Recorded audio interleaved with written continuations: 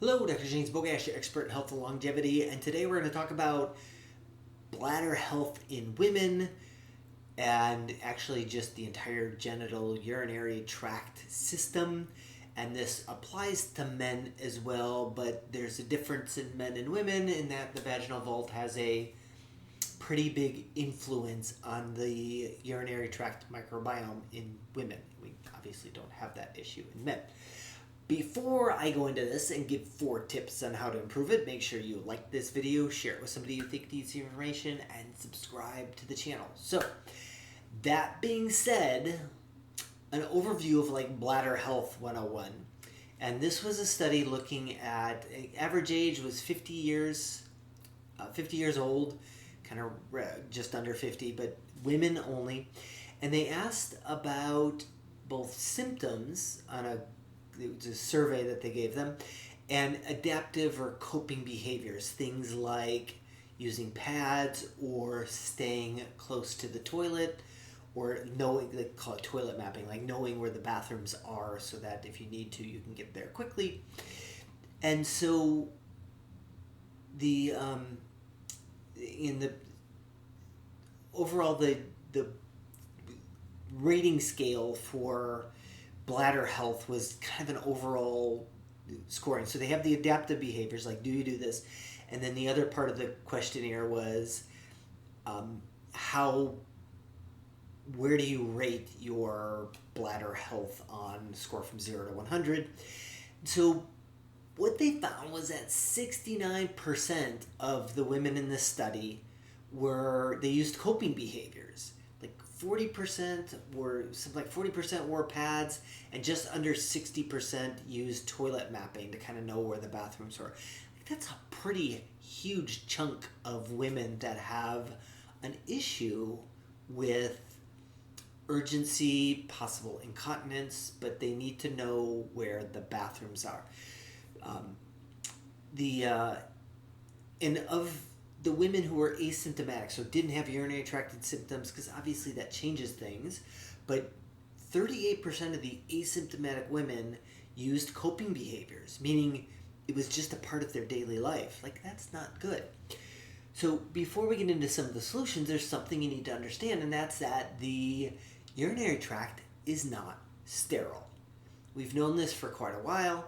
I think most OBGYNs are still kind of catching up with this idea.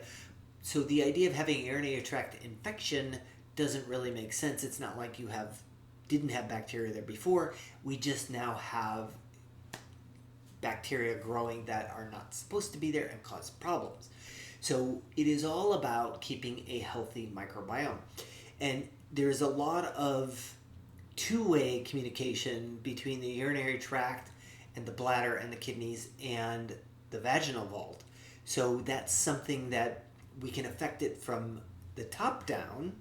So the things we eat, things like cranberry juice, can affect it from the top down, and then vaginal health can affect it from the bottom up. And we want to make sure that both of those are in line for a good urinary, or let's say bladder health. So 4 tips. The first one is things that have a tendency to aggravate and really we're looking at making the vaginal microbiome as healthy as possible, but a lot of these things that improve the vaginal microbiome are also going to improve it from the top down. So things like alcohol will make that worse. Stress makes everything worse, will make the vaginal microbiome worse. Smoking is not good for anything, but certainly the vaginal microbiome. Sexual behaviors are really having multiple partners. It looks at types of contraceptive. There's some things that play a role, but these things typically have a negative role in the vaginal microbiome, as opposed to stable sexual partners actually can help stabilize the microbiome. So that's step number 1 is those kind of things can definitely affect the bacteria makeup of the vaginal vault.